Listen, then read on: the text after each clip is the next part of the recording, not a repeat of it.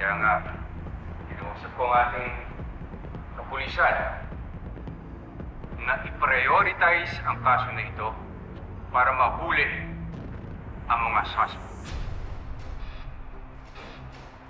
At nakikiusap ako sa inyo na kailangan ko rin ang tulong ninyo para ma-pinpoint natin kung sino gumawa ng krimen na ito.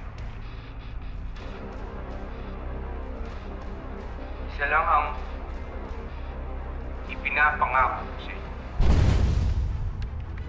Hanggat ako ang mayor ng lungsod na ito, ang peace and order ay mananamin. Hindi magwawagi ang mga kriminal at ang mga sindikato sa lungsod na ito. Maraming salamat.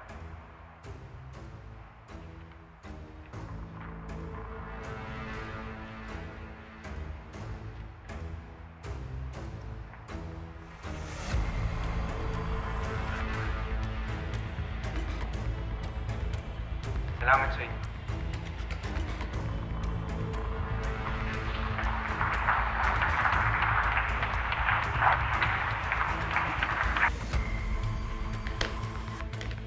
Hindi na naubos ang dinadalang problema sa akin ni Calvin. Hindi ko na alam kung saan ako nagkamali. Tawagin mo si General Policarpio. Sabihin mo, linisin niya to bago pa lumaki. Yes, senyor.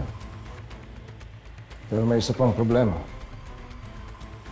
Yung pamilya at itong babaeng dinali nila Calvin, si Joanne Uy, girlfriend pala ng anak ni General.